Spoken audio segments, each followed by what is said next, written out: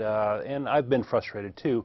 But another thing that's kind of come up is that there seems to be some very common problems with these sorts of debates, these sorts of arguments that are used over and over again. The reasons why which theists believe in things or they present things tend to fall into three kind of problematic categories.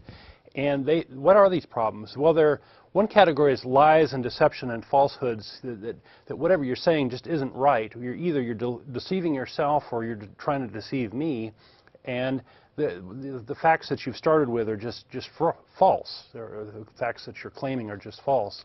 And so that can't be a basis of building any sort of argument or any sort of a way of convincing somebody else.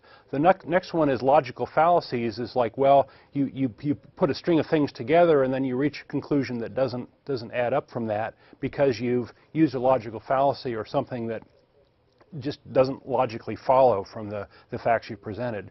And the third one is emotional manipulation, where you've given up on argument altogether and you're trying to mess with somebody's head. And that has no bearing on God or whatever. So my new tactic in these debates is I'll sort of say when somebody starts doing these things, I'll say, well, hey, you know, I commonly see these three problems, and you know, debate with me, and you can use God on your side, and you can use prayer and all this stuff. And the minute you say one of these things, you sort of admit that whatever you're presenting is garbage because you can't build anything reasonable from these things, and why should you? The truth doesn't need these things. Why, if you're selling something really wonderful, then you don't need to lie, right? There's no need for that. And so, if theists are claiming that their God is real, then they shouldn't have to use these tactics.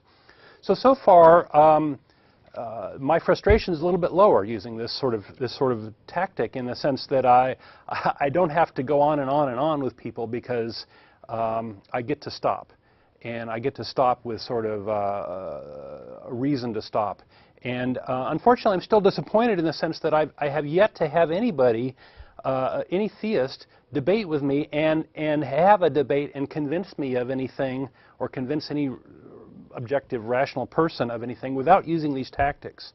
So I've started to call these three, the deception, logical fallacies, and emotional manipulation, as the three pillars of apologetics, is what I'm calling them today. And so that's the topic of the show.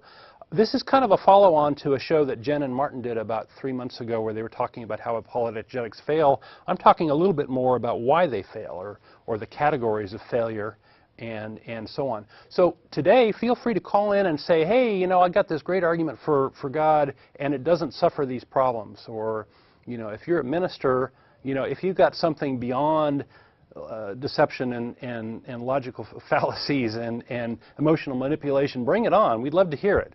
So what I want to do today is talk about these three in turn very quickly, and then talk about some of the common arguments that we get for God, and why it falls into these categories, and how many of the things we hear are combinations of these things.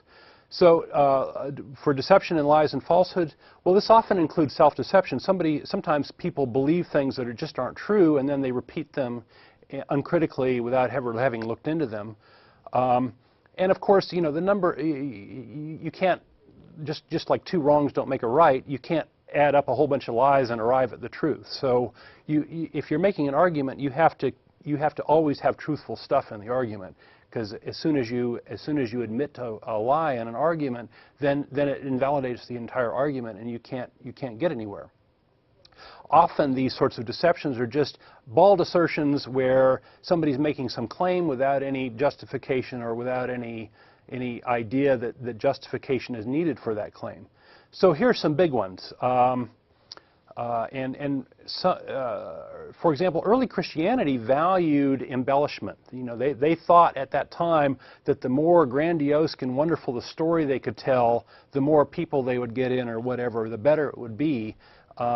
You know, today we try not to do those things, or we frown on those things, because if those embellishments and things aren't true, then it just sort of invalidates whatever you're trying to do. The virgin birth is a perfect example of that. It's like, okay, well, you know, virgin births are a common thing in mythology. Let's have Jesus be born of a virgin, And it's a pretty well-known thing that Jesus, the nativity story of Jesus is made up, was invented after the fact, and it's just mythology.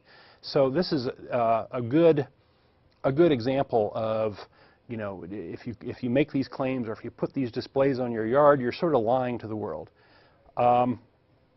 Also claims about Jesus raising the dead or walking on water, these sorts of things, you know, they need better justification than just some sort of story in the Bible. So, you know, by themselves they're not that convincing, and they're not that interesting.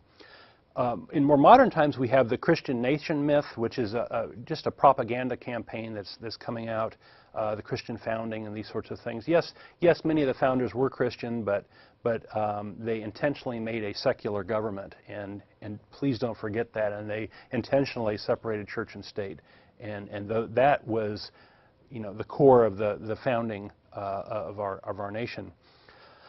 Another example of a big lie and falsehood is this intelligent design movement. There is absolutely nothing solid behind that. It's just another propaganda campaign that supposedly evolution is a theory in crisis sort of thing, and that's just a lie. So and there's a lot of equivocation about the word theory. The way scientists use theory and the way the common person uses theory are two different things, and by saying just a theory, you're equivocating those two, and that's a type of deception. So those are some big ones that we see as far as deception. Here are some common ones. Assertions without evidence, to claim that Jesus loves you. Well, you know, demonstrate a Jesus first, and demonstrate, you know, what do you mean by love in this context? Love often gets redefined. Jesus rose on the third day from being killed. Well, that's another sort of assertion that uses the Bible as evidence. Well, if we don't believe in the Bible, if you don't have any evidence that supports this Bible, why should we believe it?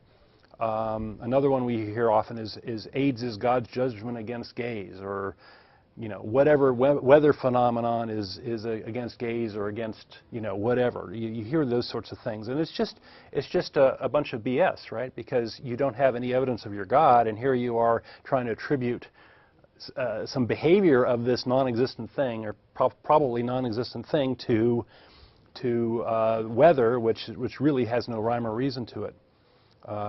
Haiti made a pact with the devil. Pat Robertson said that recently. This is just BS, is really the category this is. As far as biblical interpretation, you know, people love to project their own beliefs onto the Bible and say, oh, the Bible agrees with me, therefore God says this.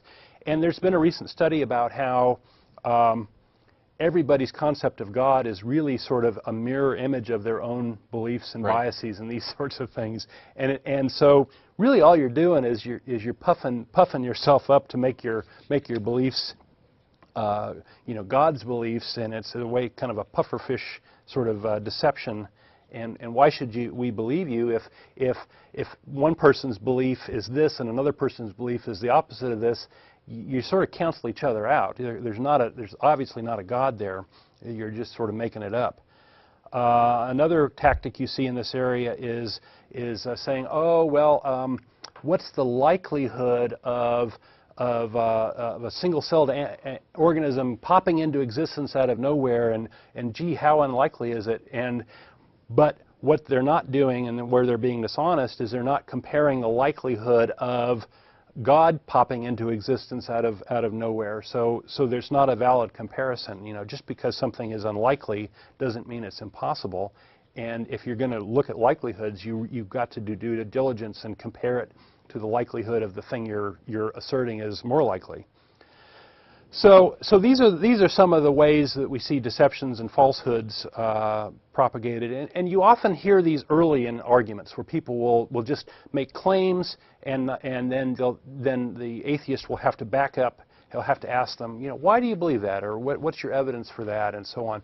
When you get into a more sophisticated argument and the more sophisticated apology,